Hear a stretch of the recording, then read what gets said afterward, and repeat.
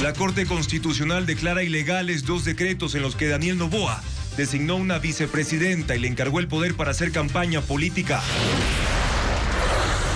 El presidente Noboa ordena el cierre de las fronteras desde el 8 al 10 de febrero por amenazas, según dice, de grupos armados, y también ordena militarizar los puertos.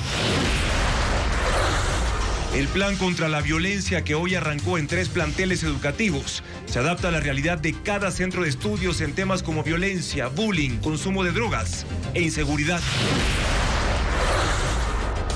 Ecuador y Canadá cerraron las negociaciones para un acuerdo comercial que entrará en vigencia a mediados de este año. 7 de cada 10 ecuatorianos no tienen empleo pleno y cerca del 60% está en la informalidad.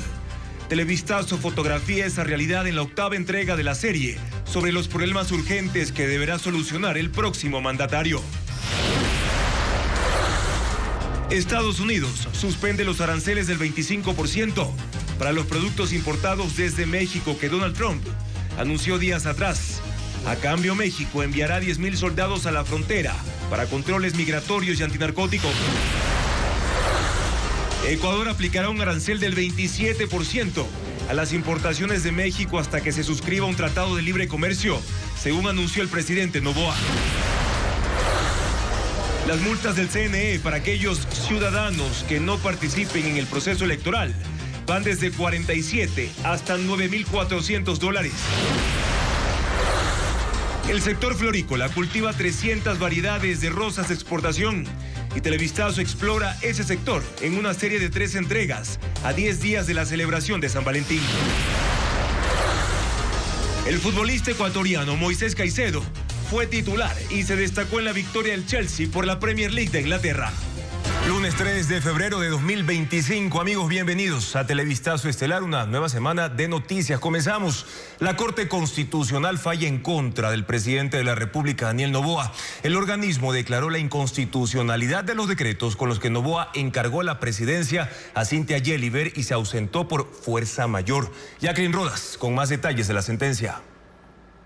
El presidente de la República, Daniel Noboa, emitió decretos inconstitucionales para ausentarse por fuerza mayor, hacer campaña y encargar la presidencia a su secretaria de la Administración, Cynthia Yeliver, y no a la vicepresidenta Verónica Abad. Así decidió la Corte Constitucional con 8 votos a favor y el voto del juez Enrique Herrería en contra. La sentencia declara inconstitucionales los decretos 500 y 505 y detalla: cuando el presidente de la República dispone encargar la presidencia, contradice la Constitución. No procede la figura de entregar la presidencia a través de un decreto ejecutivo. En otro acápite, resalta que los artículos 146, 149 y 150 de la Constitución regulan con claridad la sucesión presidencial. En caso de ausencia temporal en la presidencia de la República, de forma automática e inmediata, lo reemplazará quien ejerza la vicepresidencia. La sucesión es inmediata y no por decreto para evitar vacíos de poder e inestabilidad política, dice la Corte. Sobre la causal de fuerza mayor, usada por el primer mandatario para evitar pedir licencia a la Asamblea, ausentarse y hacer campaña, los magistrados recuerdan que ya está regulada. La fuerza mayor se refiere a la existencia de eventos o circunstancias imprevisibles e irresistibles que imposibiliten al presidente de la República el ejercicio de su cargo, sin que la fuerza mayor pueda surgir de una mera dificultad para el ejercicio de sus funciones, de modo que no se configura por la sola emisión de un decreto. El presidente Noboa emitió 4 decretos sucesivos para ausentarse por cortos periodos y enseguida perdieron vigencia. La Corte establece que no se puede usar esa derogatoria para evadir el control constitucional. El fallo es de inmediato y obligatorio cumplimiento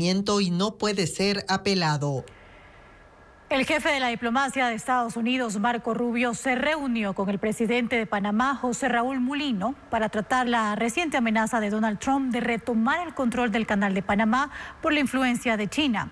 Mulino aseguró que la vía interoceánica le pertenece a los panameños y anunció que no renovará el memorándum de entendimiento que tiene con el gigante asiático.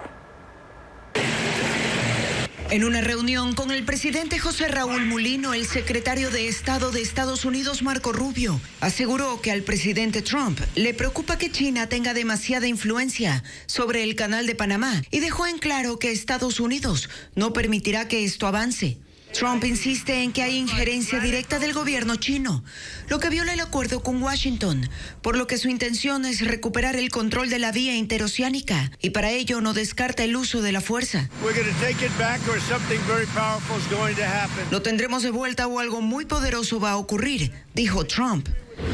Panamá tiene 20 puertos, los 5 principales son operados por multinacionales de Estados Unidos, Taiwán, Singapur y Hong Kong. Pero de esos, los puertos de Balboa y Cristóbal, en el Pacífico y el Atlántico, son controlados por la empresa china Hutchinson Holdings, con sede en Hong Kong. Mulino explicó que está en marcha una auditoría para saber si la compañía cumple con el buen manejo económico y con sus obligaciones con el Estado panameño. Como corresponde, tenemos que esperar a que ese audito termine para sacar nuestras propias conclusiones legales. Marco Rubio destacó la importancia de preservar la soberanía de Panamá sobre el canal, que fue entregado por Estados Unidos en 1999 con la firma de los tratados Torrijos-Carter. Aseguró que seguirán apoyando a Panamá, pero si aumenta el control de China, tomarán medidas para proteger los intereses de Estados Unidos. En ese sentido, Mulino anunció que su país no renovará el memorándum de entendimiento que tienen con China para el intercambio de bienes, tecnología, capital y personal. A media mañana de este lunes, Marco Rubio salió de Panamá y continúa su gira latinoamericana en El Salvador. Y esta mañana Elon Musk anunció el cierre de la agencia gubernamental de Estados Unidos, USAID. Solo en 2023 ese organismo ayudó a 180 países para el desarrollo de programas económicos y humanitarios, pero su labor también ha sido cuestionada. Veamos por qué. El multimillonario y alto funcionario del gobierno de Donald Trump, Elon Musk, anunció este lunes que con la aprobación de Trump están trabajando para cerrar USAID, la Agencia de Estados Unidos para el Desarrollo Internacional. En su cuenta de X, Musk la calificó como una organización criminal. Esto es parte del recorte de gastos públicos que ejecuta como director del Departamento de Eficiencia Gubernamental. Ahora el sitio web de la agencia no está disponible y se ha suspendido la asignación de fondos para casi todos los programas de ayuda en el exterior, un presupuesto que superó los $60,000 millones en el gobierno de Joe Biden. Solo Israel y Egipto continuarán recibiendo la ayuda de alimentos y apoyo militar. Además, se suspendió a 2 responsables de seguridad de USAID que el fin de semana se negaron a entregar informes de inteligencia al equipo de Musk, mientras que otros 600 empleados han sido expulsados del sistema informático de la agencia y notificados por correo electrónico con el cierre de su edificio principal en Washington durante este lunes. USAID es una agencia federal creada en 1961 para proporcionar asistencia económica y humanitaria. Cuenta con cerca de 10,000 empleados en el mundo. En 2023 ayudó a 180 países con $72,000 millones, encabezando la lista Ucrania con $17,000 millones, seguido de Israel con $3,300 millones, Jordania con $1,686 millones y Egipto con $1,500 millones. Más allá de la ayuda social, los críticos de USAID argumentan que este organismo ha trabajado para desestabilizar regímenes políticos contrarios a Estados Unidos de la mano con la Agencia Central de Inteligencia estadounidense, CIA. Donald Trump pone en pausa la guerra comercial con México, postergará por un mes la imposición de aranceles del 25% a las importaciones desde ese país. A cambio, México se compromete en un plan de seguridad fronteriza para frenar la inmigración ilegal y también el tráfico de drogas. A tan solo un día para la entrada en vigencia de aranceles del 25% a todos los productos mexicanos, Donald Trump y la presidenta de México, Claudia Sheinbaum, llegaron a un acuerdo que impide una guerra comercial que anticipaba altísimos costos para la economía y negocios en ambos países. Trump y Sheinbaum tuvieron un diálogo telefónico de más de media hora. Tuve una gran conversación con México, con la presidenta Sheinbaum. Han acordado poner 10,000 soldados permanentemente en su lado de la frontera y evitar que el fentanilo, y los extranjeros ilegales entren a nuestro país. La prórroga de Trump a los aranceles para México es de 1 mes, tiempo en el que deben consolidar las bases para un acuerdo bilateral que también lleva un compromiso de seguridad por parte de Estados Unidos. Le pedíamos que también ayudara a Estados Unidos, a nuestro país, para evitar el tráfico de armas de Estados Unidos a México. Trump ha señalado a México por hacer muy poco para impedir la llegada masiva de migrantes indocumentados y de facilitar el contrabando de fentanilo, una droga que ha matado a 200,000 estadounidenses. Ha llegado a decir que México tiene una alianza con carteles del narcotráfico, lo que deterioró aún más la relación y la llevó a un momento crítico para el comercio, al punto que productos mexicanos, especialmente agrícolas, ya experimentaron una subida de precios antes de que se anunciaran los aranceles. Los impuestos del 25% a las importaciones se anunciaron también para Canadá. Esta tarde, Donald Trump conversó con el primer ministro Justin Trudeau, aunque no han anunciado el resultado del diálogo. Trump intenta así buscar un equilibrio en el comercio con ese país que dice frena el ingreso de petróleo, productos agrícolas y mantiene bloqueado el sistema financiero, la entrada de bancos estadounidenses. Los aranceles son el arma de Donald Trump para ajustar las balanzas comerciales. Los ha establecido en un 10% para los productos chinos y también tiene en la mira a la Unión Europea. Y por su parte, el presidente Daniel Noboa impuso un arancel del 27% a los productos importados desde México. Aunque no precisó desde cuándo rige esa medida, sostuvo que la decisión la tomó para promover a la industria nacional. Diego Cuenca con el informe. Ecuador cobrará un arancel del 27% a los productos importados desde México.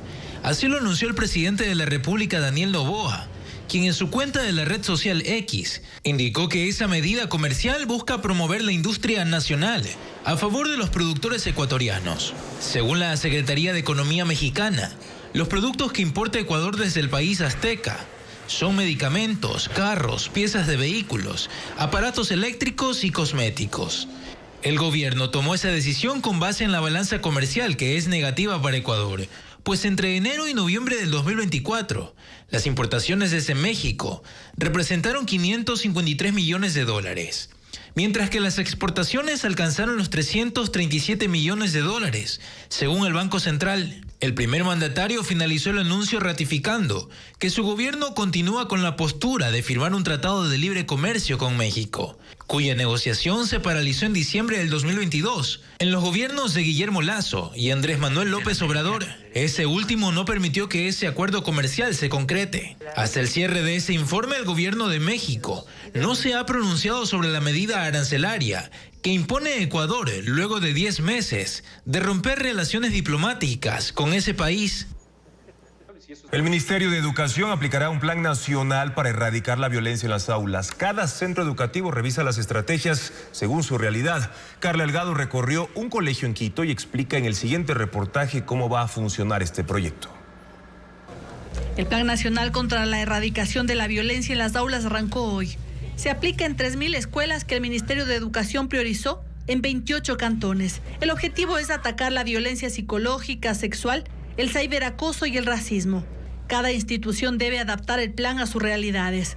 El Colegio Manuela Cañizares en Quito, donde estudian 5.000 alumnos, identificaron, según su rectora, 5 problemas. Es la inseguridad, el presunto consumo de alcohol, la violencia entre pares, la violencia institucional, pero sobre todo en que los chicos están en casa solos. Para detectarlos evaluaron a la totalidad del plantel y en alrededor de 500 estudiantes encontraron señales de alerta. Desde hoy trabajarán de forma especial con ellos. Para cumplir con el plan piensan usar las brigadas de apoyo que habían creado desde el año pasado. En ellas incluyeron a profesores, padres de familia y a un grupo de estudiantes. Entre pares lo que hacemos es contarnos las cosas. ¿Sabes qué? Tuve un problema, yo te puedo ayudar. Busquemos una solución. Un compañero te está molestando, no hay problema, yo te puedo ayudar. Hablemos con el chico, conversemos, hagamos las paces, como decimos vulgarmente. Todos ellos fueron capacitados para, entre otras cosas, detectar conflictos y mediar para solucionarlos. También damos escuela para padres. Hoy, por ejemplo, estamos en una prevención del uso indebido de alcohol, de drogas. El Ministerio de Educación evaluará las estrategias que utilizará cada institución para prevenir, proteger y restituir los derechos de los estudiantes. frente a situaciones de violencia y discriminación. 920 procesos de contratación pública fueron afectados por el hackeo al sistema informático de compras públicas. Los ciberdelincuentes accedieron al archivo de los usuarios, contraseñas e incluso modificaron información. La Fiscalía investiga lo ocurrido, como lo informa Hernán Higuera. El sistema de compras públicas del país fue hackeado el 23 de enero y aún no está operativo al 100%.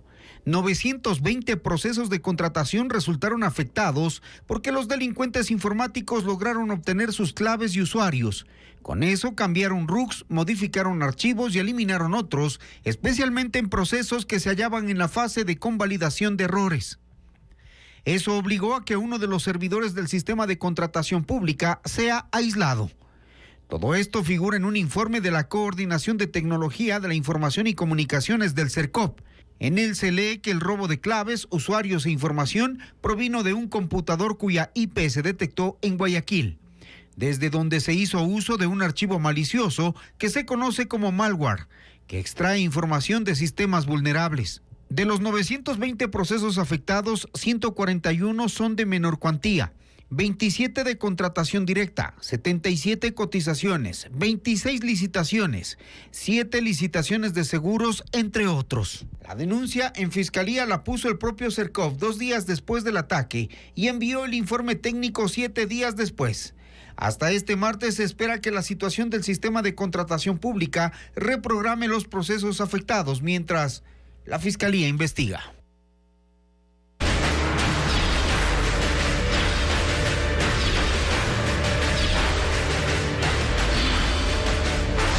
Elecciones 2025, la guía de este domingo. El bloque de seguridad reforzará y cerrará las fronteras norte y sur del país por disposición del presidente de la República, quien además ordenó militarizar los puertos de forma inmediata. Según el gobierno, grupos armados quieren desestabilizar al Ecuador. Con un mensaje en su cuenta de X, el presidente Daniel Noboa hizo saber la orden que dio al bloque de seguridad para que se militaricen los puertos y se refuerce la presencia militar en las fronteras norte y sur del país. Estas permanecerán cerradas desde el sábado 8 hasta el lunes 10 de febrero. Según el jefe de Estado, existen intentos de desestabilización de grupos armados y por eso pide que las acciones sean inmediatas y rijan antes, durante y después de las elecciones. No se sabe qué incluye la militarización de los puertos. Esas son acciones que se están analizando y se deciden a esta hora entre los ministros del bloque de seguridad y los mandos militares que deben replantear el movimiento de tropas para este fin de semana electoral. Hasta el momento, 43,000 soldados están destinados a custodiar los recintos, con énfasis en las 8 provincias con mayor presencia de las organizaciones delictivas.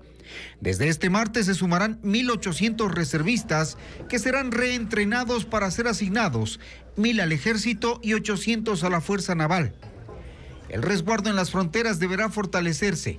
En el límite con Colombia patrullan 6,000 hombres y 10,000 lo hacen en la frontera con Perú. El cierre de las fronteras implica también la suspensión de trámites migratorios, tránsito y comercio desde y hacia el Ecuador.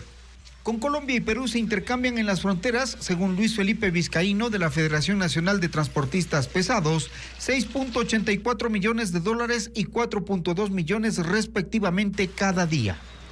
En las próximas horas, el bloque de seguridad emitirá las órdenes al jefe del Comando Conjunto para la ejecución de las disposiciones dadas por el presidente Noboa este lunes. El Código de la Democracia establece 12 infracciones de cara a los comicios del 9 de febrero.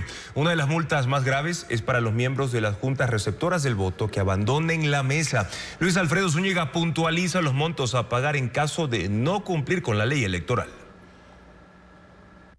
Los 13.7 millones de ecuatorianos facultados para sufragar el 9 de febrero deben cumplir con una serie de obligaciones según la ley electoral y en el caso de no hacerlo hay sanciones. Por ejemplo, serán multadas con el 10% del salario básico, es decir, $47, aquellas personas que no acudan a votar. Misma sanción que recibirán los miembros de las juntas receptoras del voto que no cumplan con la capacitación obligatoria. Este año son 28.534 personas personas designadas a estar en mesa, y aquellos que no acudan a conformarla deberán pagar una multa de $70.50. Pero esa sanción crece de manera considerable si abandona la mesa durante los comicios. Se deberá pagar entre $5.170 y $9.400. La ley electoral establece que quedarán exentos de estas sanciones quienes no puedan votar por motivo de salud o impedimento físico comprobado, quienes hayan sufrido una calamidad doméstica grave, quienes se ausenten o lleguen al país el día de las elecciones, así como aquellos que estén fuera del territorio nacional. Estas personas deben presentar la documentación que justifique su ausencia en las delegaciones provinciales del CNE respectivas. El Código de la Democracia también establece una multa de $235 para las personas que hagan propaganda en el recinto electoral el día de los comicios, quienes se presenten a votar en estado de embriaguez, quienes causen alteraciones dentro o fuera de los recintos electorales y aquellos que se presenten portando armas. Los ciudadanos pueden consultar si tienen multas pendientes de procesos anteriores en la página web del Consejo Nacional Electoral. Tener multas no impide sufragar en las elecciones del domingo. Y el Consejo Nacional Electoral espera presentar los resultados preliminares de la elección presidencial a las 8:30 de la noche de este domingo, si se alcanza al menos 60% de escrutinio y la distancia entre los candidatos es ya irreversible. Patricio Díaz informa además que se espera a las 6 de la tarde tener los primeros datos. Los primeros resultados de las elecciones del domingo empezarán a publicarse desde las 6 de la tarde, e incluso antes, dependiendo de cuánto demoren los miembros de las juntas en el conteo de votos. Una vez concluya el conteo y se llenen las actas en cada mesa, deben ser transportadas por la policía hasta el centro de escaneo. En ese momento ingresan al sistema y se hacen públicas. Es decir, pueden ser visualizadas tanto en la página web del Consejo Electoral, www.cne.gov.es, como en la aplicación para celular del Consejo. Todas las actas se publican, la imagen de las actas, absolutamente todas las que son escaneadas. La ciudadanía puede ver la imagen del acta. Los resultados del escrutinio también serán visibles conforme avancen. Las actas escaneadas al entrar al sistema pasan a un centro de procesamiento de datos, donde digitadores confirmarán los resultados del acta en el sistema y verificadores revisarán que cumpla con las firmas válidas. Si un acta no tiene las dos firmas o hay una inconsistencia numérica, que el número de votos es diferente al número de sufragantes, esa acta ya no se procesa y queda para una siguiente fase. Esos datos del escrutinio se consolidan y se hacen también públicos en los canales del CNE. Las autoridades del Consejo esperan tener un boletín preliminar con los resultados durante la noche. Para ello deben cumplirse dos condiciones: que el escrutinio haya superado el 60%, y que la distancia, en general, entre el primero y el segundo, sea irreversible. 8:30 aproximadamente. Así es, de acuerdo a los procesos anteriores que hemos tenido, la primera dignidad en escrutarse va a ser la del binomio presidencial. El CNE confirmó que el sistema de escrutinio es el mismo de las elecciones anticipadas de 2023. Le aumentaron seguridades y esperan que en la misma noche del domingo se supere el procesamiento del 85% de las actas del país, como ocurrió en procesos pasados. Ecuador y Canadá cerraron las negociaciones de un acuerdo comercial que beneficiará con menos aranceles a unos 2.500 productos y busca duplicar las ventas hacia ese país. Adriana Bermeo explica que su entrada en vigencia se estima para el segundo semestre de este año. Ecuador firmará un acuerdo comercial con Canadá. El viernes pasado se cerraron las negociaciones técnicas de un tratado que beneficiará la exportación de alrededor de 2.500 productos. Con menos aranceles, la expectativa es duplicar las ventas a ese país. La balanza comercial con Canadá actualmente es negativa. Se compra $64 millones más de lo que se vende. De enero a noviembre del 2024, las importaciones alcanzaron $333 millones y las exportaciones $269 millones. Canadá es el 12º mercado de destino de productos ecuatorianos. Se exportan 200 y los principales son minerales y metales, camarón, cacao, flores y vehículos y partes. Esos productos concentran el 82% de las exportaciones no petroleras. 460 empresas están vinculadas a las exportaciones a Canadá. Los productos con mayor potencial de venta son las rosas, que tienen 10.5% de arancel, conservas de atún entre 4.5 y 7% y las conservas de frutas, que pagan entre 4 y 6% de arancel. Sabemos que prácticamente el 100% de la oferta exportable de Ecuador hoy, de lo que exportamos actualmente, entrará a Canadá con 0 de arancel desde el día 1 del acuerdo comercial. Otros mínimo número de productos, que es marginal, tendrá un plazo de 5 años máximo. Para FedExport, este acuerdo permitirá equiparar las condiciones arancelarias con Colombia, Perú y Chile, que cuentan con acuerdos comerciales desde hace más de 15 años con Canadá. Canadá tiene 40 millones de habitantes, tiene 9 veces la capacidad de consumo que tiene del PIB per cápita que tiene un ecuatoriano. Entonces los productos premiums también van a tener mucha posibilidad para ser comercializados con aranceles bajos. Para que se concrete la firma de este acuerdo y entre en vigencia, tendrá que transcurrir al menos un año, hasta que se haga la revisión técnica y jurídica del documento, pase por la inspección de las cancillerías de ambos países y la revisión de la Corte Constitucional y la aprobación de la Asamblea Nacional. Para ninguna de estas fases hay límite de tiempo, pero por experiencias previas se estima que el acuerdo estará vigente el segundo semestre del 2026. La negociación de este tratado empezó en abril del 2022. En el gobierno de Guillermo Lasso se establecieron parámetros, áreas y la extensión del acuerdo. Luego de que el Parlamento canadiense se pronunció a favor del documento, las rondas de negociación se han hecho en este gobierno desde abril del 2024, siempre con la participación del mismo equipo técnico de negociación. La isla griega de Santorini fue sacudida por más de 200 sismos en los últimos 3 días, el más fuerte con una magnitud de 4.9. Los temblores han despertado los temores de un terremoto mucho mayor o una erupción volcánica. Turistas y residentes de la zona ya han comenzado a evacuar. Merlis González con la información. Una ola de sismos ha encendido las alertas en la isla griega de Santorini. Hubo más de 200 en solo 3 días. Hasta ahora han sido leves, pero con la suficiente fuerza para causar derrumbes en los riscos que bordean la isla. Un sismo cada 10 o 20 minutos. Es la primera vez. Nunca había experimentado esto antes, dice este residente. Santorini es un popular destino turístico de Grecia, conocido por sus construcciones blancas y cúpulas azules en riscos con vista al mar. Es una de las 33 islas que forman el archipiélago de Cícladas en el sur de Grecia y es parte de una caldera volcánica que está sumergida en el mar Egeo. Las autoridades locales consultaron con científicos y aún así temen que la ola de sismos sea una señal de una erupción volcánica o de un terremoto de gran intensidad. Por ello ordenaron el cierre de escuelas, prohibieron el paso a algunas zonas de la isla y recomiendan la evacuación hasta el fin de semana. Centenares de personas llegaron hasta el muelle para tomar los ferries que los lleven a tierra firme o a islas más seguras. En su mayoría son turistas, pero también hay residentes. Equipos de rescate se han desplegado en las zonas de alto riesgo en Santorini ante una posible emergencia.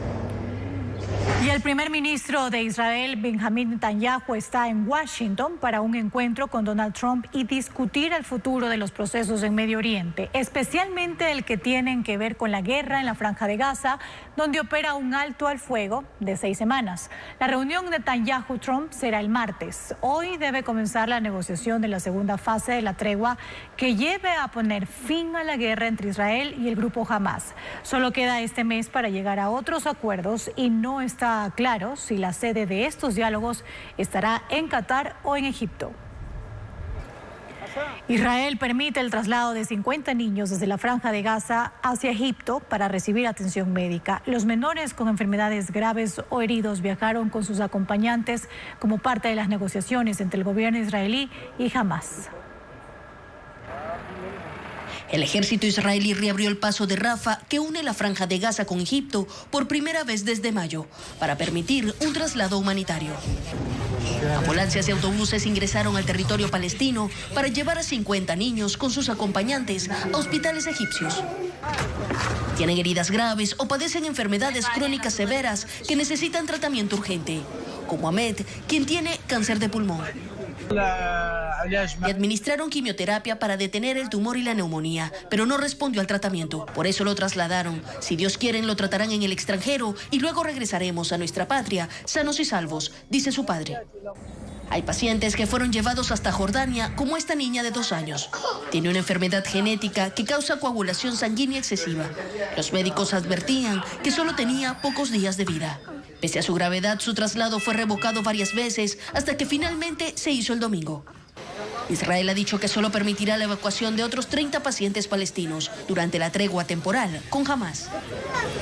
Autoridades de Estados Unidos recuperaron 55 de los 67 fallecidos en el desastre aéreo sobre el río Potomac de Washington, D.C. Todos han sido identificados. Los familiares de las víctimas visitaron el lugar del incidente mientras los buzos continuaban con su inspección de los restos sumergidos de las aeronaves en busca de más cuerpos, mientras las cuadrillas se preparan para sacar los restos de la aeronave del río. En China, más de 100 vehículos se vieron involucrados en un accidente múltiple debido a la niebla y nieve derretida sobre la calzada de una autopista. Según informes de las autoridades, los carros chocaron en un puente sobre el río Amarillo en una ruta de la provincia de Henan. No hubo fallecidos, pero sí decenas de heridos que fueron atendidos por los equipos de emergencia.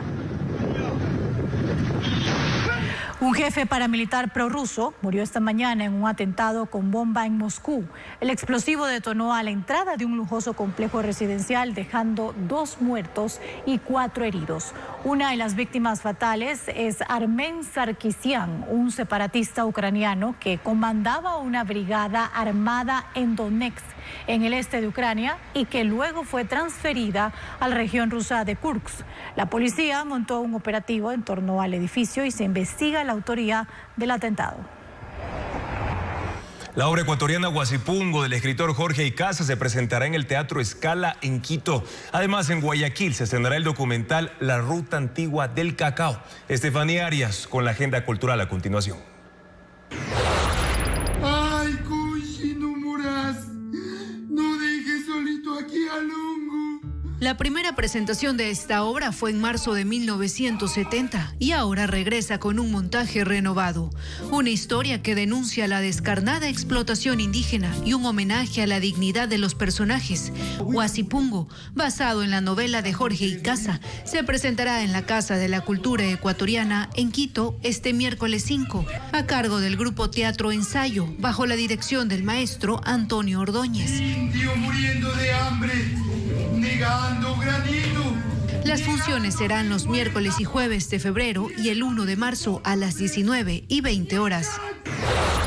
Se encontró almidones de yuca, se encontraron almidones de maíz y almidones de cacao. ¿Sabía que el origen del cacao es amazónico? Sitios arqueológicos, brebajes y cerámicas hablan de este tema en la exposición La Ruta Antigua del Cacao, un documental que se estrenará el jueves 6 en el Museo del Cacao en Guayaquil, dirigido por Laura Vergara y Mateo García Game, quienes investigaron la historia ancestral de este alimento. La proyección gratuita será a las 18 horas. Vivi Francisco, no más de lo mismo. Un stand-up comedy con parodias, imitaciones, canciones y monólogos. David Reynoso y Francisco Pinorgotti vuelven con Amigazos Electoral, un show de humor político donde las risas empiezan desde la llegada al recinto electoral y terminan con los resultados de la votación. Las funciones serán el viernes 7 y sábado 8 en el Teatro Scala en Quito a las 19 horas.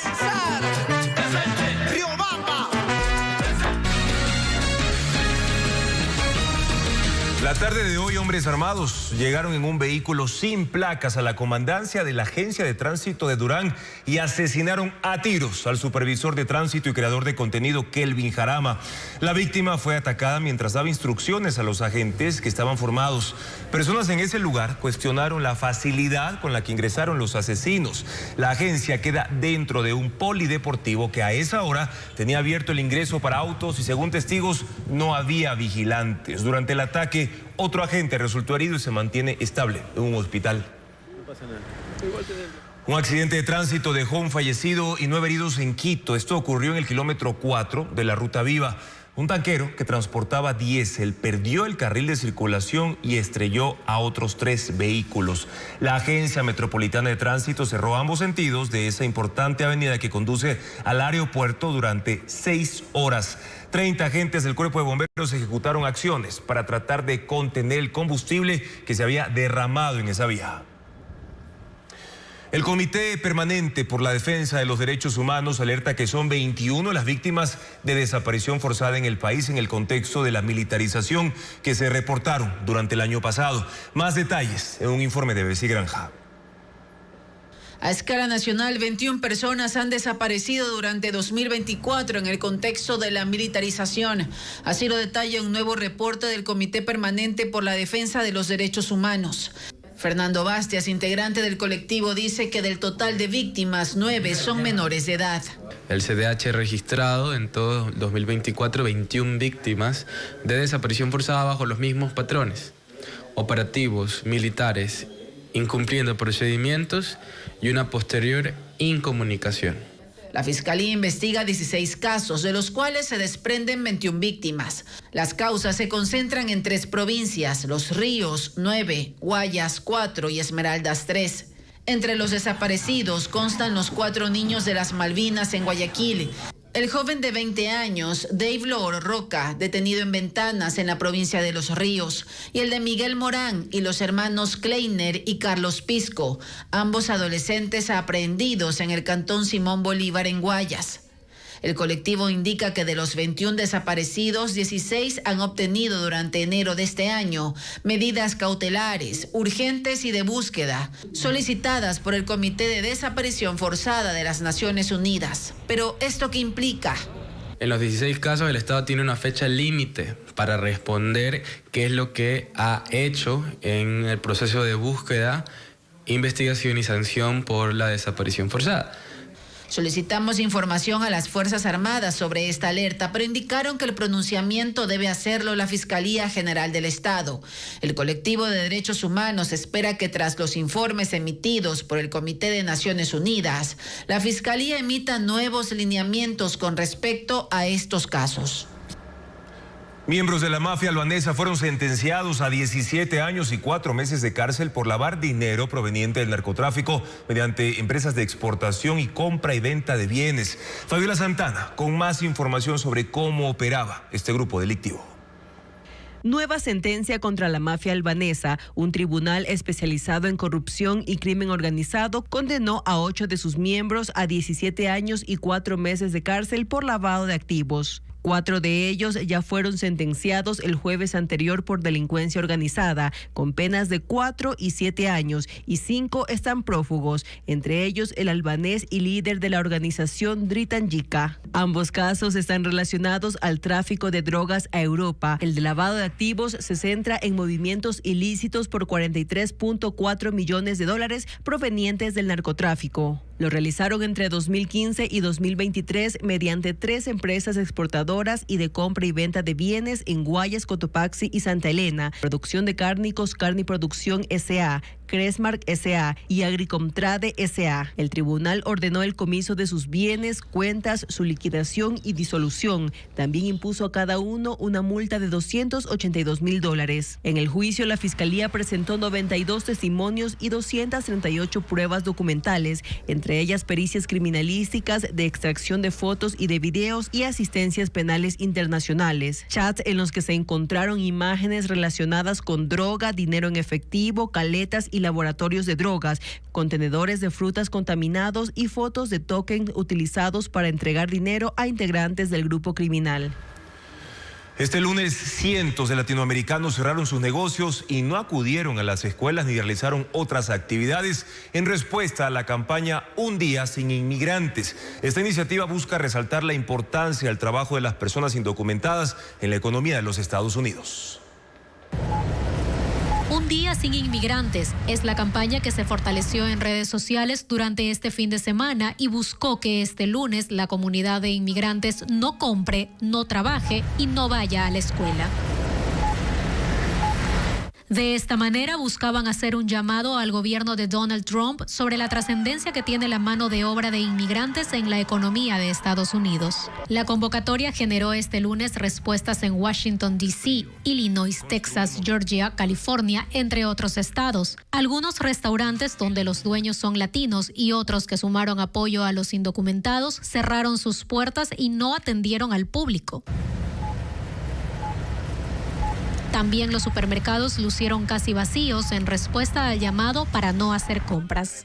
En las escuelas se observó la inasistencia de estudiantes a las aulas y algunas estaciones del metro lucieron con pocos usuarios en horas de la mañana. Un informe publicado el año pasado por la Universidad de California en Los Ángeles reflejó que en 2022 los latinos generaron $3.7 billones en Estados Unidos. Y de acuerdo a cifras del Departamento de Trabajo, entre 2020 y 2022, el 42% del personal no tenía permiso de trabajo en el sector agrícola, el sector más golpeado desde la llegada de Trump.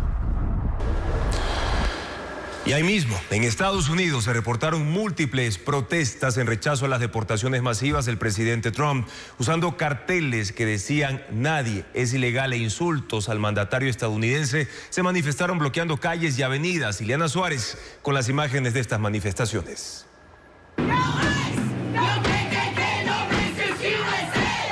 Las manifestaciones de este fin de semana contra las deportaciones de indocumentados se dieron de costa a costa en los Estados Unidos. Las protestas ocurrieron en ciudades de California, pasando por Texas, Georgia, Carolina del Norte. Bailaron coreografías para bloquear el acceso a un paso elevado en una autopista del centro de Los Ángeles, lo que provocó que el tráfico se retrasara.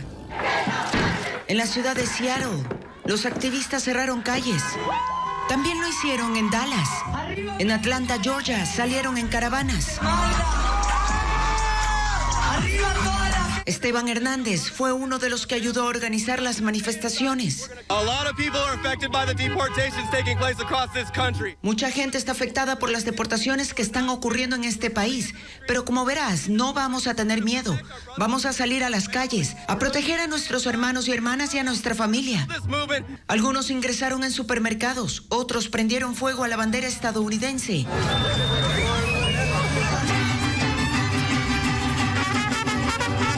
Y en Nueva York se acompañaron de mariachis. Casi todos los movilizados portaban la bandera de México, aunque también había personas de otras nacionalidades. Todos se mostraron indignados por la retórica antimigrante de Donald Trump y aseguran que la mayoría entra a los Estados Unidos solo para trabajar. No se reportaron daños en la vía pública durante las marchas y tampoco hubo informes de detenidos.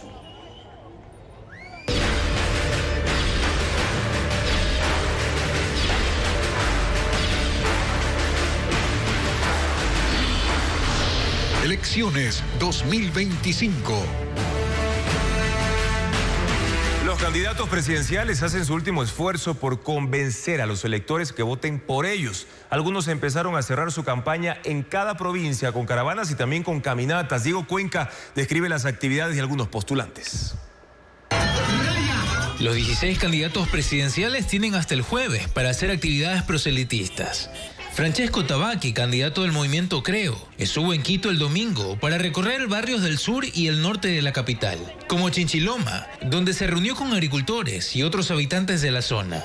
También visitó mercados como el de Iñaquito, donde pidió el voto a los comerciantes minoristas. El Seguro Social Campesino. Jorge Escala, candidato del movimiento Unidad Popular, visitó Milagro en Guayas para participar en una asamblea de dirigentes del Seguro Social Campesino. Los agricultores de esa organización pidieron medicinas, combate a la corrupción en el Seguro Campesino y otros pedidos que fueron descritos en un documento que firmó Escala al final del evento como muestra de su compromiso para ejecutar esos cambios. Iván Saquicela, candidato del movimiento Democracia Sí, cerró su campaña en Guayas. Lo hizo con una caravana que recorrió sectores comerciales como Samanes, Guayacanes y Las Orquídeas en el norte de Guayaquil. Los simpatizantes flameaban banderas de la organización política mientras acompañaban a Saquicela, quien luego se subió a una tarima con sus candidatos a asambleístas para pedir el voto.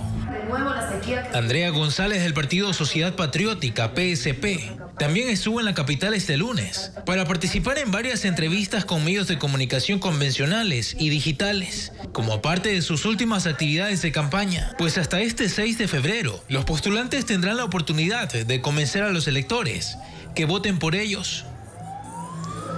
Y arranca ya la última semana de campaña electoral. Los candidatos han movido sus redes sociales intensamente tratando de convencer a la mayor cantidad de electores antes de las elecciones de este domingo 9 de febrero.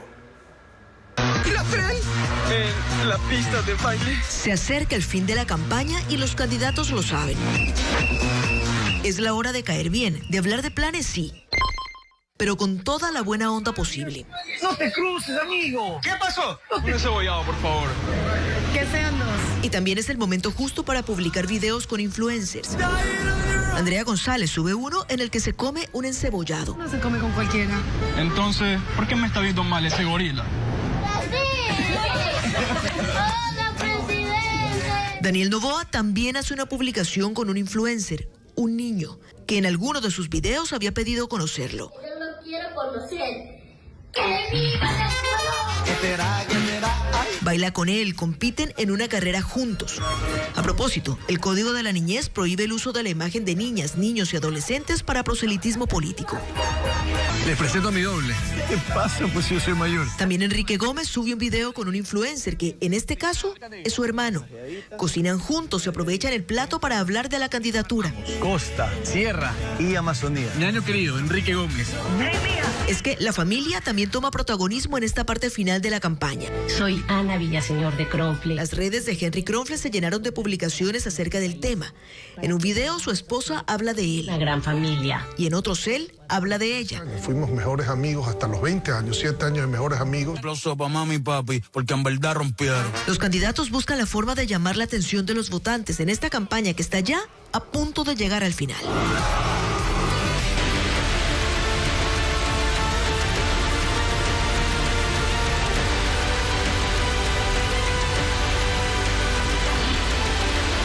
Elecciones 2025. Los problemas urgentes del país que esperan al siguiente gobierno. Y la única opción que tiene el presidente de la República, Daniel Noboa, para seguir haciendo campaña electoral por la reelección es solicitarle licencia a la Asamblea Nacional. Su participación en el cierre de campaña está en entredicho. Francisco Garcés con más detalles. La sentencia de la Corte Constitucional tras la campaña electoral presidente Daniel Noboa y los planes para enfrentarla. La Corte pone a Noboa ante 3 escenarios. El primero es inmediato hasta el cierre de la campaña de primera vuelta. El segundo lo condiciona para su participación en una segunda vuelta si hubiese. Y el tercero ya está anunciado en las redes de adversarios políticos. Denuncias o un juicio político por posibles irregularidades. En el inmediato, si Noboa quiere participar en el cierre de su campaña, la Asamblea que no la podrá otorgar por decreto. Si la pide, la Asamblea decidirá en 48 horas. Eso coincidirá con el día de cierre de campaña.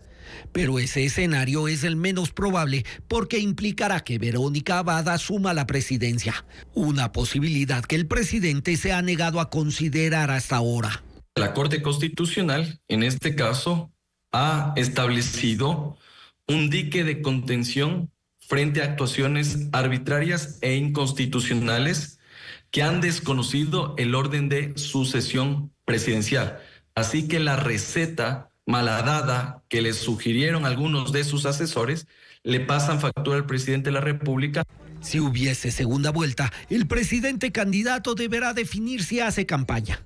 Si así lo decide, volverá al primer escenario, pedir licencia a la Asamblea y encargar la presidencia a Verónica Abad.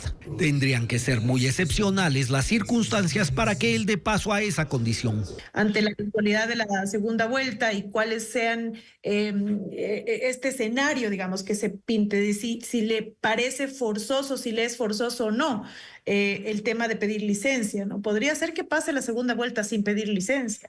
El tercer escenario, que la oposición aproveche la sentencia para ponerle denuncias o tratar de destituirlo, ya está abierto, como lo anunció el ex candidato Andrés Arauz, y puede darse en los ámbitos electoral y judicial. El gobierno lee la sentencia de otra forma y no la considera un revés. El ministro de Gobierno, José de la Gasca, en una entrevista en FM Mundo, dijo que lo hecho por Noboa no es inconstitucional, que Cynthia Gelibert sigue siendo vicepresidenta de la República y que para encargarle la presidencia no es necesaria la emisión de un decreto. No necesitamos dictar decretos ejecutivos. Si se verifica la circunstancia, repito, de fuerza mayor, como está en este momento o puede estar, lo que va a pasar es que opera la sustitución sin necesidad del decreto ejecutivo y estamos en santa paz con lo que ha dicho la Corte. Por eso aseguró que Noboa podrá seguir haciendo campaña electoral, caso en el que Gelibert seguirá asumiendo la presidencia, dejando por fuera de esa posibilidad a Verónica Abad. El Banco Central del Ecuador presentó los resultados del último análisis realizado al índice de confianza al consumidor. Las cifras oficiales recogen que el 5% de los consultados considera que la economía de sus núcleos familiares ha mejorado, mientras el 62% afirma que la situación económica del país se ha deteriorado.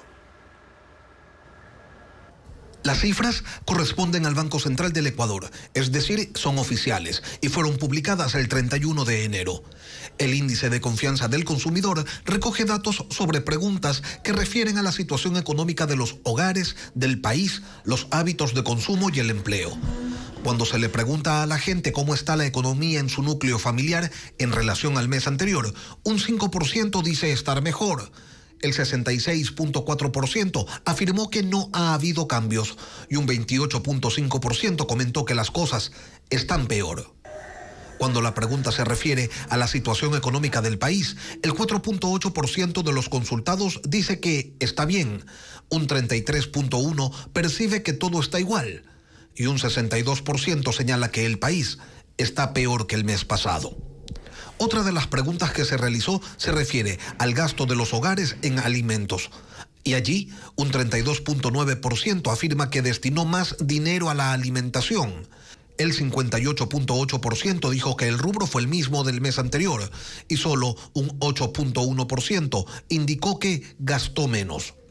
En cuanto al empleo, en relación a los últimos 3 meses, el 1.7% dijo que las condiciones para encontrar un puesto de trabajo eran mejores.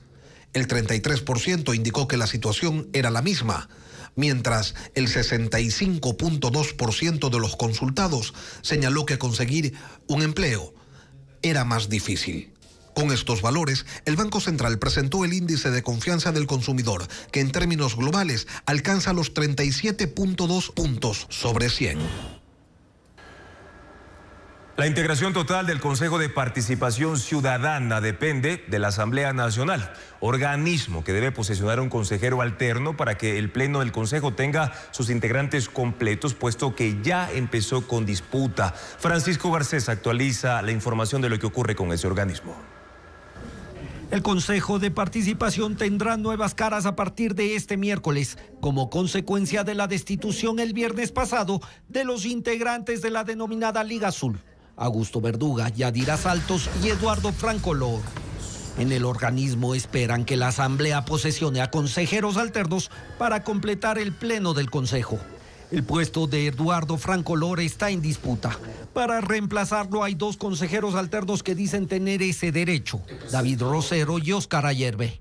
Rosero fue consejero hasta el 2023, cuando fue destituido por la Corte Constitucional por incumplir una sentencia. El sistema del Ministerio de Trabajo establece que tiene vigente un impedimento legal para ejercer cargos públicos. Óscar Ayerbe fue llamado por la Asamblea para posesionarse el 30 de septiembre del año pasado. No asistió y según el Ministerio de Trabajo no tiene vigente un impedimento para ejercer cargos públicos. La Asamblea tendrá que dilucidar quién de los dos puede asumir el cargo y posesionarlo. A los nuevos rostros se sumará Gonzalo Albán. Él ya participó en una sesión del Consejo, pero a partir de este miércoles deberá ser titularizado en reemplazo de Augusto Verduga. Lo mismo debe ocurrir con Piedad Guarán, que ya fue posesionada en la Asamblea como alterna y que pasará a reemplazar a Yadira Saltos. En el Consejo está por verse lo que sucederá con Nicole Bonifaz. Ella puede ser destituida esta vez por la Corte Constitucional por un incumplimiento de sentencia. Si eso sucede, la Asamblea deberá posesionar a Mónica Mosquera en su reemplazo.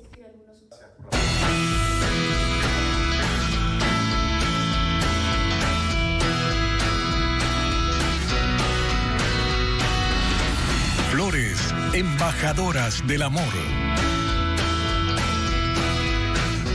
En Ecuador se cultivan 300 variedades de rosas de exportación que son cuidadosamente desarrolladas en laboratorios genéticos del extranjero. Entre ellas, las rosas rojas lideran la demanda durante la temporada de San Valentín, consolidándose como el símbolo por excelencia del amor. Patricio Viera nos muestra cómo en las fincas florícolas del país la precisión y el esfuerzo son clave para cumplir con los exigentes pedidos de los mercados internacionales en esta fecha.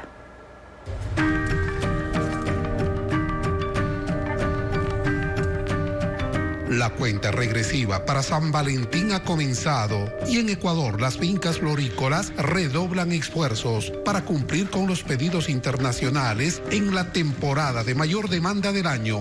En las áreas de cosecha y poscosecha, el trabajo parece no tener pausa. Ecuador, reconocido como un paraíso florícola, cultiva 300 variedades de rosas diseñadas a partir de técnicas de desarrollo genético en laboratorios de Estados Unidos, Holanda y Alemania, que envían las semillas para su producción en el país. Ya tienen una tradición de más de 100 años produciendo, creando variedades. Eso pues tiene un componente de propiedad intelectual, es una inversión grande que se hace. Te puede tomar 8 años sacar una nueva variedad porque vas haciendo cruces.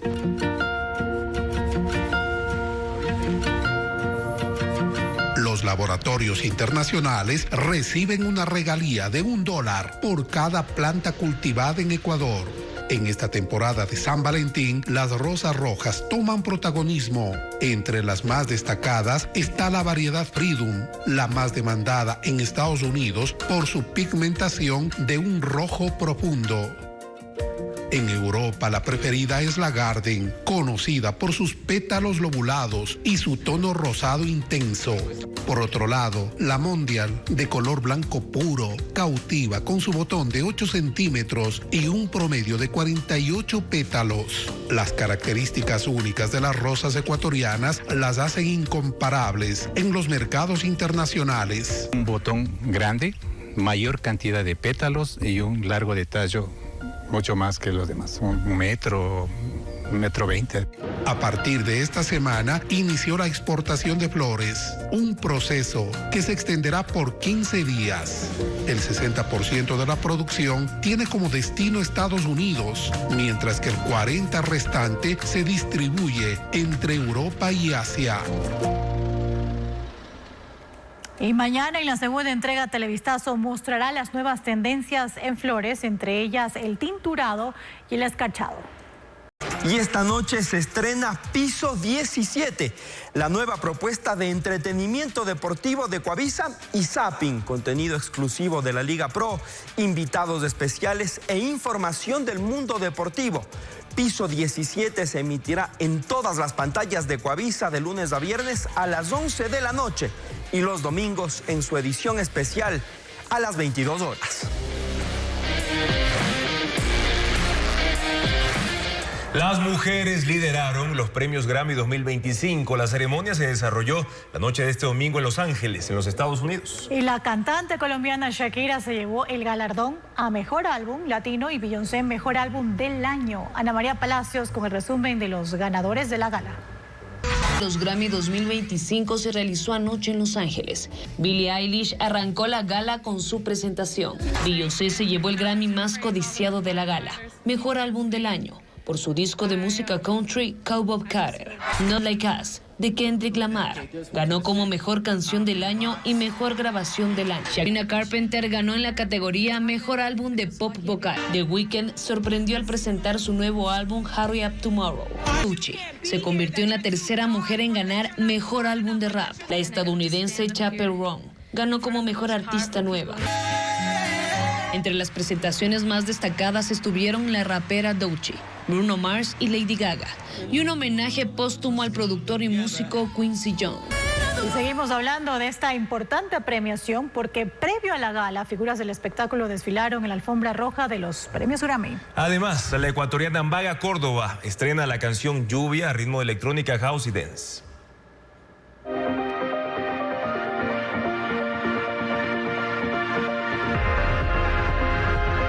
En la alfombra roja de los premios Grammy en Los Ángeles, desfilaron Taylor Swift con un mini vestido brillante color rojo. La cantante Sabrina Carpenter apostó por un traje satinado con detalles de plumas. Miley Cyrus con un atuendo negro y sandalias minimalistas. Shakira usó un body negro y una falda translúcida. Olivia Rodrigo resaltó su figura con un vestido negro y Paris Hilton con un dorado transparente y con brillos. Lady Gaga sorprendió al presentar su nuevo tema Abracadabra, a ritmo de pop, en el que junto a 40 bailarines muestra una batalla de baile entre su lado luminoso y oscuro. Este es el tercer sencillo de su próximo álbum Mayhem, que saldrá a la venta el 7 de marzo. Tras el fallo constitucional que declara inconstitucional 2 decretos de Daniel Noboa, ¿qué viene después? Mañana en Contacto Directo lo analizará Javier Palacios, abogado constitucionalista. Además, cómo evitar que casos como Metástasis se repitan y fortalecer las instituciones para que Ecuador no siga camino hacia un narcoestado.